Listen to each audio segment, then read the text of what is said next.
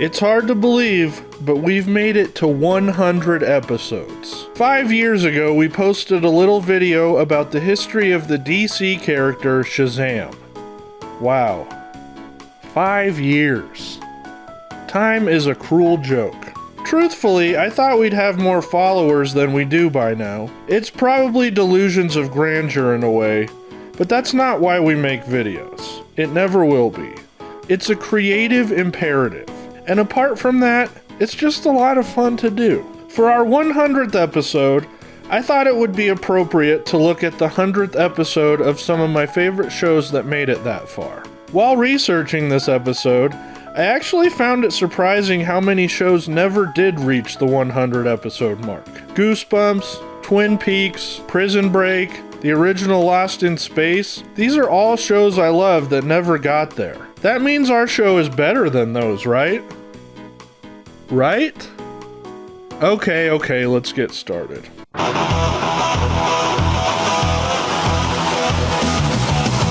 So technically, this is the 100th and 101st episodes because it's a two-parter. Rangers Back in Time. The Rangers are tasked with sharing their favorite childhood photos of themselves for show and tell. It feels super weird that this group of 20-somethings pretending to be in high school would still take part in show and tell, but okay.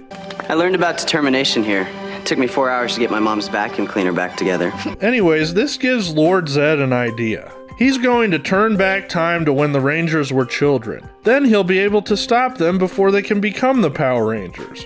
Brilliant. They won't be talking about their childhood, they'll be reliving it. So Zed activates what he calls the Rock of Time, and it starts spinning the Earth and time backwards. We now see the Rangers as children in class, and they're learning multiplication.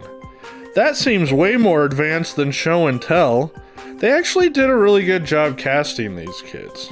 At the command center, Zordon tells Alpha he'll need to use some sort of de-scrambler to return the Rangers back to normal. Can't we just teleport them here? No, Alpha. They are children now, and it would be much too frightening for them. After the Rangers destroy some putties at a game of dodgeball, Zed sends a camera monster that takes a picture of them and traps them inside of it. But before the monster can pick the photo up, young Bulk and Skull grab it and run to find help. Alpha finishes making his de-scrambler thing and tracks down Bulk and Skull while they're drawing mustaches on pictures of the Rangers. When I count to 3, you will fall asleep. And when you wake up, you'll remember nothing. 3. Works every time. Alpha then brings the Rangers out of the photo and they still have the mustaches. That's pretty funny. He tells them they're the Power Rangers. You're telling us there were superheroes called the Power Rangers? This is so totally cool. And turns them back into their post-college age selves. Whoa, that was weird. Yes, we're back. Come on, guys, we gotta kick it. All right, it's morphin' time. And now the episode plays out the exact same way that every other Power Rangers episode does. The Rangers go to face the camera monster, Zed makes it grow into a giant, and the Rangers destroy it with their Megazord.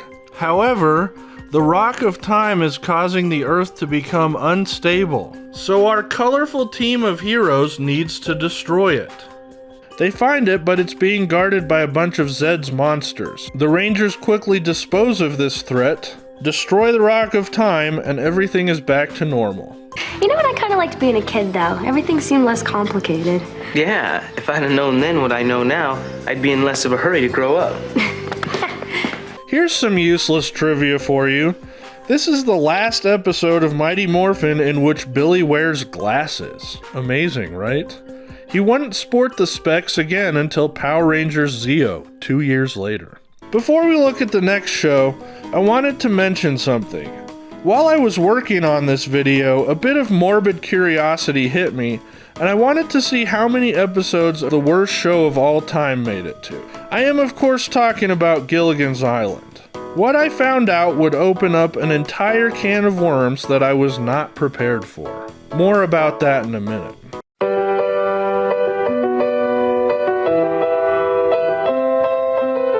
The 100th episode of The Office sees our favorite branch of the Dunder Mifflin Paper Company meeting up with all the other branches for a company picnic.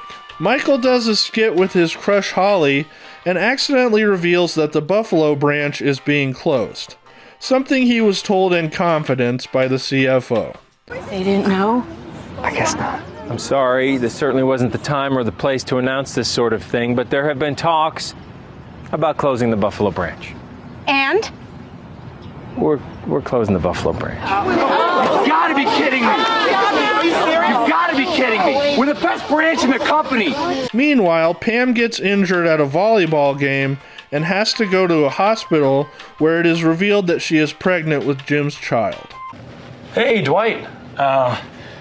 Send in the subs. I guess it's a pretty pivotal episode, but I think they could have gone a little crazier for the 100th. That's probably why I don't write for these shows. During the skit that Michael and Holly perform, the extras were told not to laugh or react. However, this was not disclosed to the actors, so the awkwardness on stage is real. I'm Robert Mifflin. This episode also features one of my favorite comedy writers ever, Brian Stack, as the Buffalo branch employee. He currently writes for The Late Show with Stephen Colbert, but he wrote for Conan O'Brien from 1993 to 2011. His skits with Conan are some of my favorites of all time. Okay, getting back to Gilligan's Island, I was surprised to see that it made it to exactly 99 episodes. My first thought was, wow, we really dodged a bullet with that one. I didn't know how right I was. You see, rumor has it that a 100th episode actually does exist, and there's a group out there actively searching for it. Little did I know that their intentions were less than innocent. I did some digging and traced this back to a group called the Islanders. And to keep it simple, they're definitely a cult. But it was really difficult to find much about them. I couldn't find the names of any of the members or leaders. I would need to talk to someone who's an expert on things of this nature. But first, let's take a look at the next show.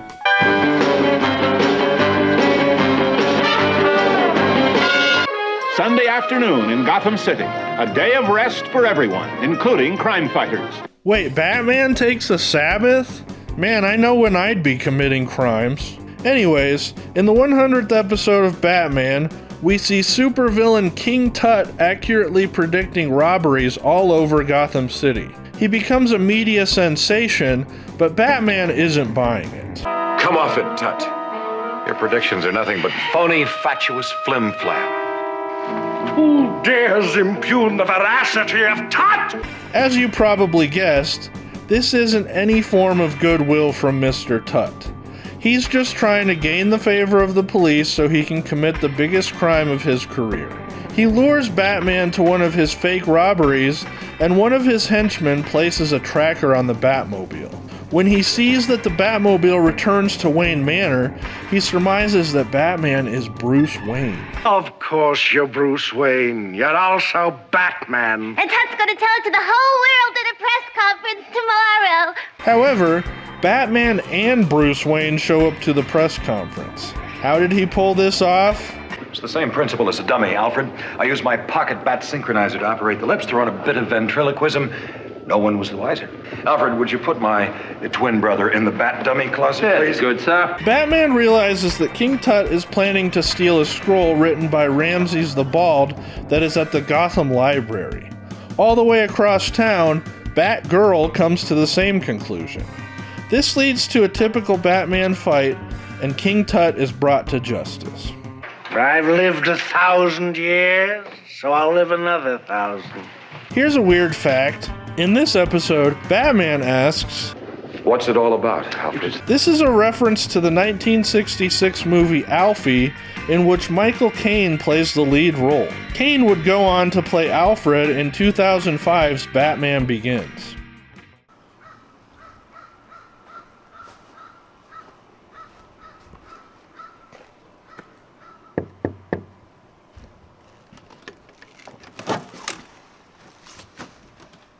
Come on in. So Frank, I know you're an expert on all things Children of the Corn, but you've also shown that you have expertise in stuff like extraterrestrial life and some other bizarre things like that. I'm wondering if you know anything about cults. A little bit. It probably depends on the specific cult you're interested in. Well, specifically, I'm looking into a group called the Islanders. Who told you about this? Where did you find out about this group? So Frank explained to me that this group believes there is a VHS out there containing the unaired 100th episode of Gilligan's Island. They claim that there is also a VCR on top of a hill somewhere. If you play the VHS on this VCR, the episode will play across the sky and usher in the apocalypse. You have to stop the Islandocalypse. Not only is the Twilight Zone my favorite show, but this episode is written by my favorite author, Mr. Ray Bradbury. You probably know him from Fahrenheit 451, but I would say his best book is Something Wicked This Way Comes, a book that Disney based a movie on in the 80s. Check that out when you get a chance. Anyways, the 100th episode of The Twilight Zone sees a father and his 3 children struggling after their mother dies. The son, Tom, pulls out a science magazine advertising a female robot that can take care of the children. I sing the body electric. What does that mean? Sing the body electric is the motto of Facsimile Limited. How convenient. This leads to what I would call a pretty unsettling scene. The family goes to a storefront in which they are tasked with choosing all the different parts of their new robot guardian. Any color you choose. And the guy working there is pretty creepy. Ears. All sizes, all shapes. The oldest daughter, Anne, is not on board with this. I don't want her to be like my mother. I'd hate her. And please, excuse me. But the other 2 kids, Tom and Karen, go through with it anyways. A few days later, an old woman shows up to their house. This is their brand new robotic legal guardian. Tom and Karen start calling her Grandma, but Anne refuses. After Grandma gets settled, Anne still can't connect with her and tells her that she hates her and storms out. Grandma tracks her down at a bench. Anne. Get away. You're just old junk. Anne reveals that she hates her mother because she died and left her. This in turn makes her hate Grandma because Grandma reminds her of her mother. Anne storms off again and is nearly hit by a milk truck, but Grandma dives in front of it and saves Anne's life.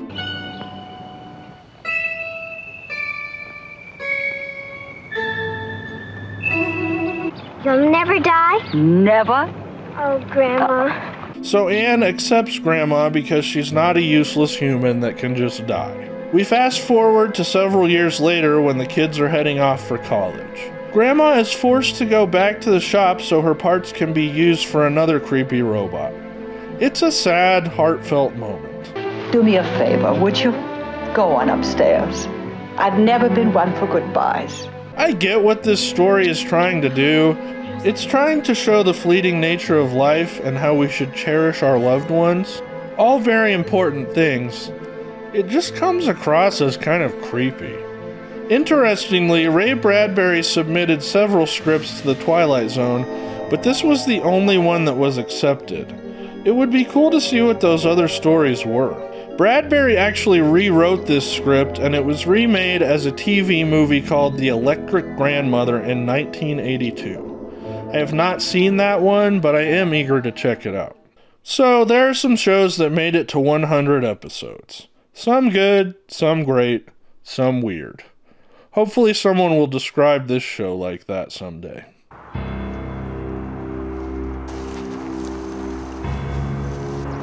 Hey you! Stop! Stop! Do you have any idea what you're doing?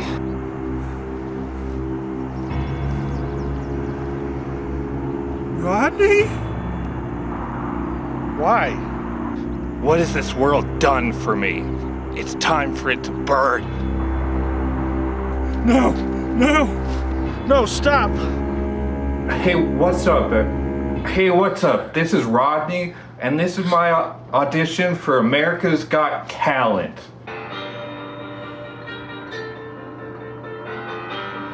Want to be very best. No one ever was. Wait, what is this? Catch them is my real quest. Train them is my cause. Freaking on, I catch them all. Wrong tape. You are my...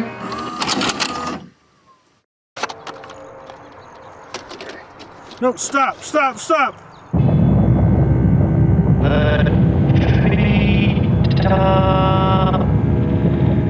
Your mom was a parrot, so right, you left me no choice.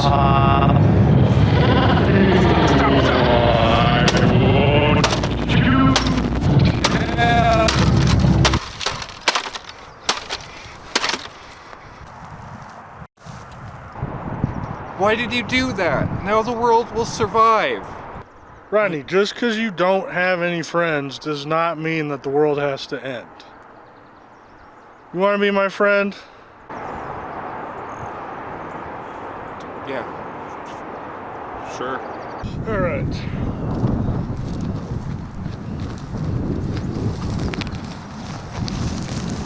Wait, so can we really be friends? Heck no, I'm calling the cops as soon as we get to town. Get out of here.